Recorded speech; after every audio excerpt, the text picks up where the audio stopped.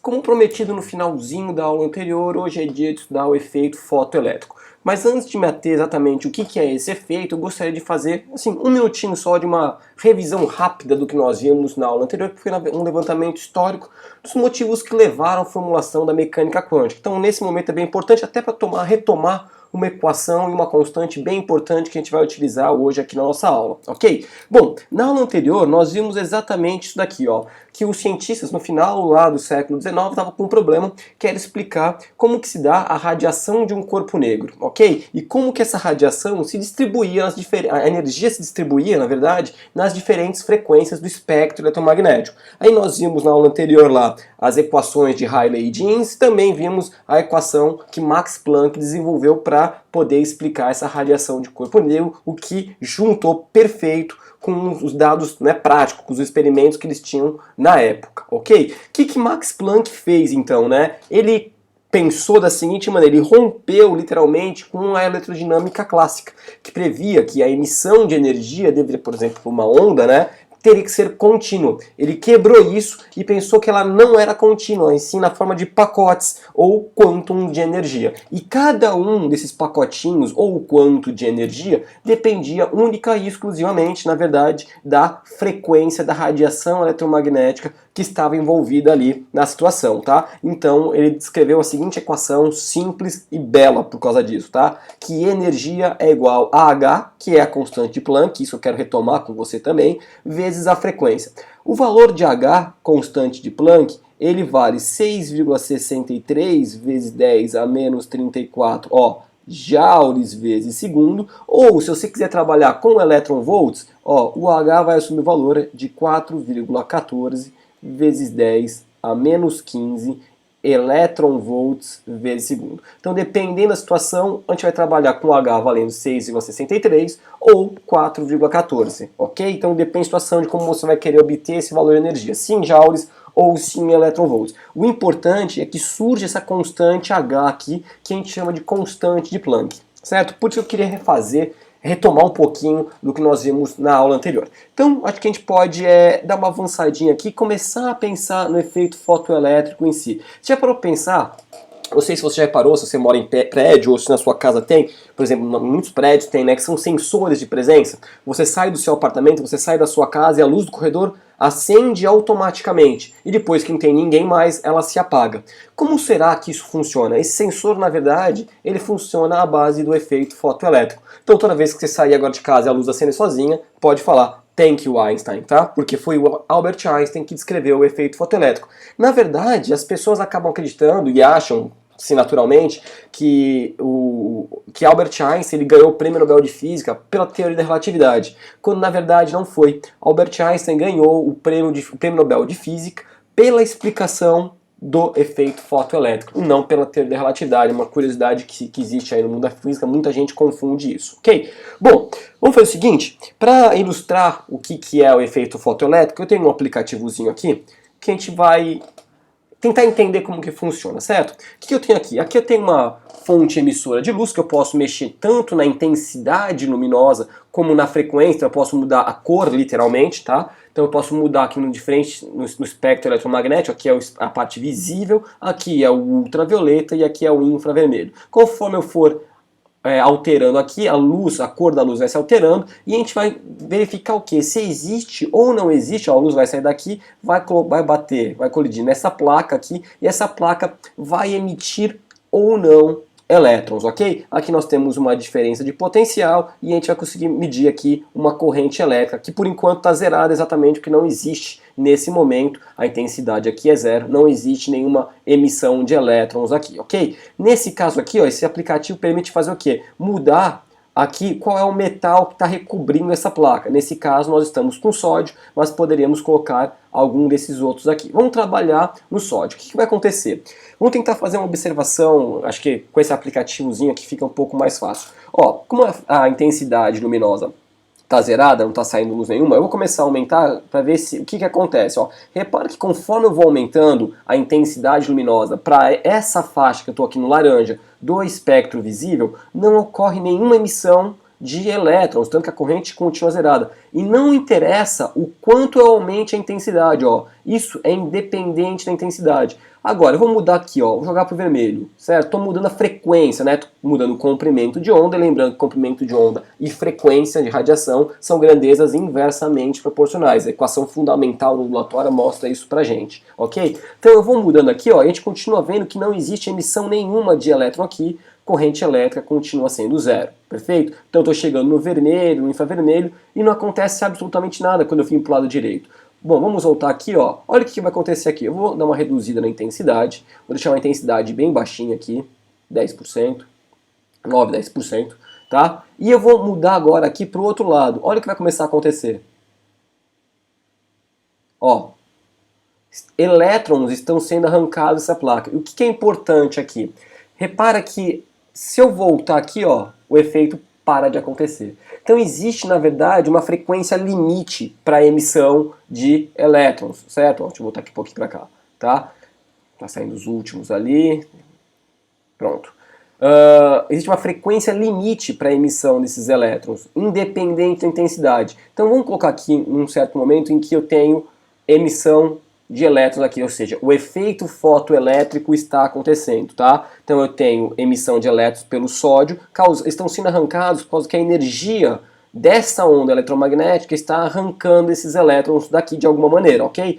Repara que quando a gente pensa em energia cinética, e se retomar o que é energia cinética, que é a massa multiplicado pela velocidade ao quadrado dividido por 2, não é isso? Então depende da massa do objeto e da velocidade deles. Repara que a massa do elétron, todos eles são a mesma, então ela é invariável, mas o que varia aqui é a velocidade. Vamos fazer o seguinte, vamos aumentar a intensidade para ver o que acontece. Ó. Se eu aumentar a intensidade, olha esses elétrons, o que estão acontecendo com eles. Eles aumentam a energia cinética deles. Mas o efeito fotoelétrico ocorre independente da intensidade luminosa ser maior ou menor. Depende, na verdade, da frequência, única e exclusivamente da frequência. Então aqui eu tenho uma frequência de corte, para cá, para o lado direito, a gente viu que não acontecia o efeito fotoelétrico, daqui para cá ele acontece. Ó. Então eu posso mudar aqui para ultravioleta, já seria algo que a gente não, uma cor que a gente não consegue ver, o olho humano só consegue ver nessa região do espectro, tá? Que vai do vermelho até o violeta.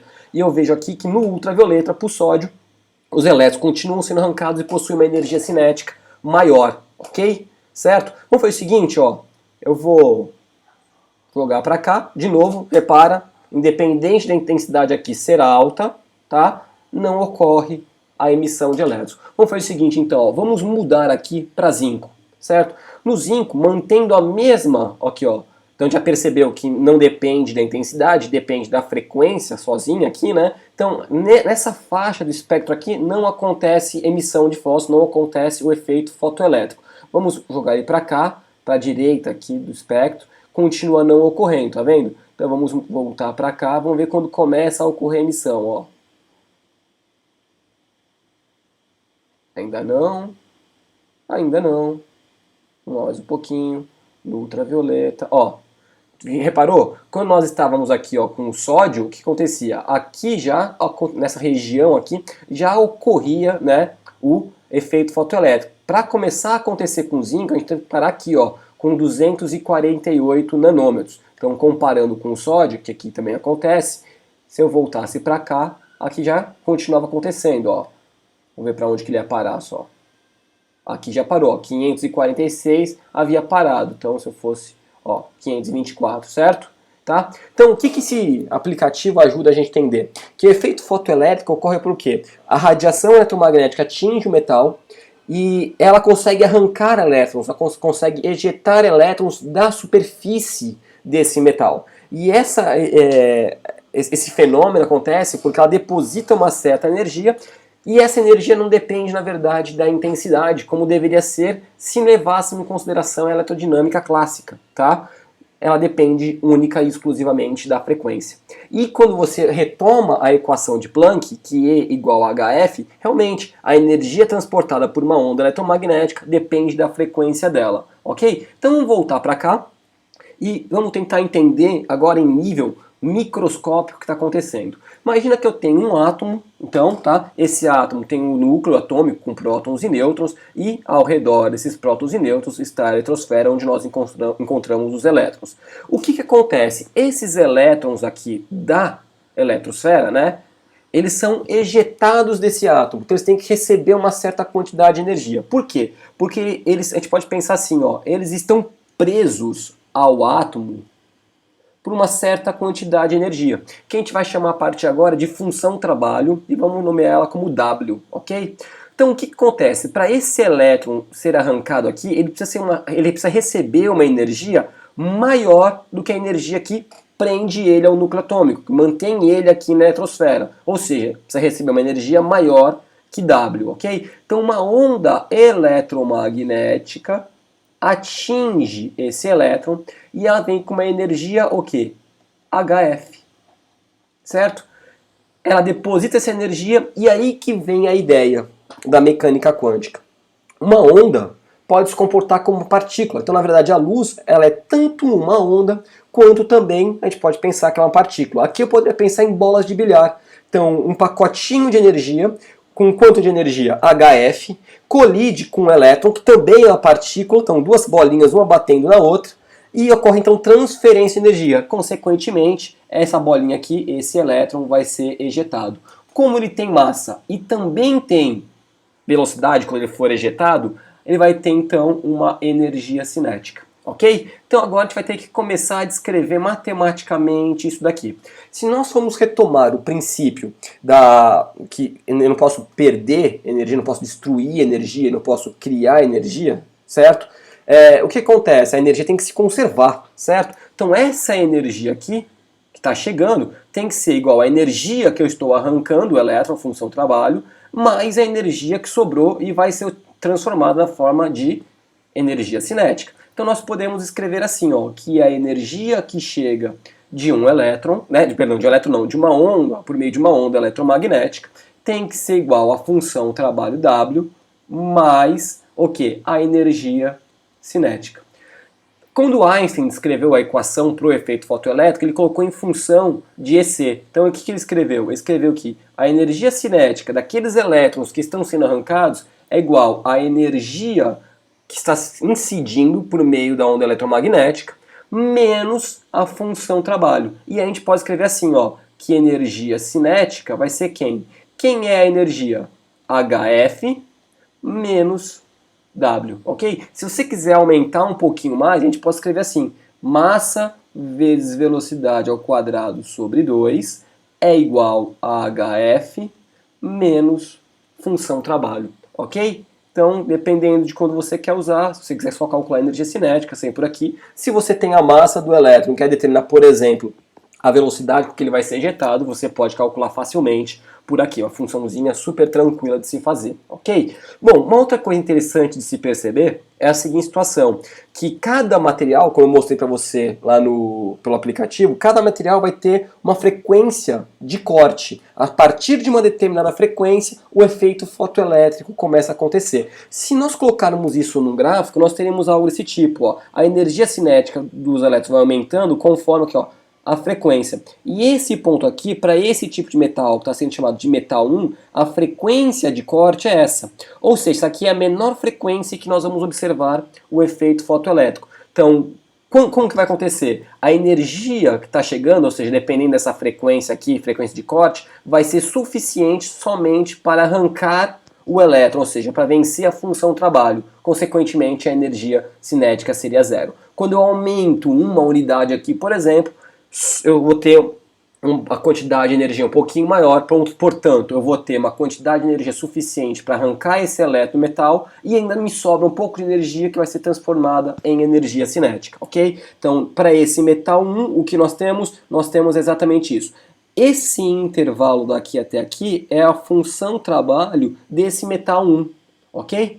Quando eu olho para um outro metal, a frequência é ligeiramente maior aqui, certo? Ou seja, ele precisa, ó, ele tem uma função trabalho 2, né, maior que aquela, portanto ele tem que ter uma frequência maior que consequentemente combina com uma energia maior, tá? Então eu preciso ter uma energia maior para vencer uma função trabalho maior. tá? Então cada metal, cada material, cada metálico no caso, possui uma função trabalho diferente e consequentemente vai ter uma frequência de corte diferente, ok? O interessante é que, repara, são retas, são paralelas. E se você pegar de outros metais, todas elas serão retas paralelas, tá? Então todas elas são paralelas por quê? Porque se você calcular o coeficiente angular aqui, ó, desse ângulo θ, sabe o que você vai conseguir?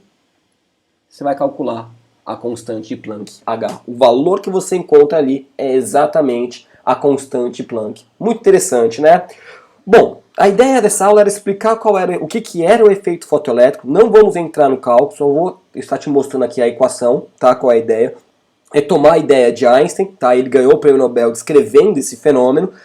Eu vou deixar para a aula 13.3 um exemplo de como que se calcula. Então a gente vai calcular a energia cinética, a velocidade, essas coisas, mas vai ser numa próxima aula, ok? Para não ficar muito pesada essa aula. Então eu vou encerrando essa aula por aqui. Eu gostaria de lembrar para você que essa aula que provavelmente você está assistindo no YouTube também está disponível na nossa plataforma, que é essa aqui, ó, scientiatvbr.futurecom.com.br. Você pode clicar aqui nesse menuzinho aqui, ó. Temos todas as áreas aqui, todos os temas com as aulas aqui para você, bem organizadinhas, tá? Se você quiser contribuir com a gente para a gente poder gravar cada vez mais aulas, você pode estar ajudando, patrocinando essa ideia, clica aqui, você pode fazer, ó, uma doação na quantia que você achar correta, né, para esse trabalho. E se você quiser ficar por dentro toda vez que a gente publica uma aula, uma matéria, alguma coisa, curta nossa página também no Facebook, que é essa aqui, ó, facebook.com/cientiatv. Agora sim, vou ficando por aqui e a gente vai se ver na próxima aula, quando a gente vai fazer uns exercíciozinhos aí sobre efeito fotoelétrico. Legal? Tá vendo? Mecânica quântica é estranha? É. Não achando que é fácil? Não, não é. Mas a gente consegue levar alguma coisinha aqui mais tranquila, beleza? Então eu te vejo lá, um grande abraço, tchau, tchau.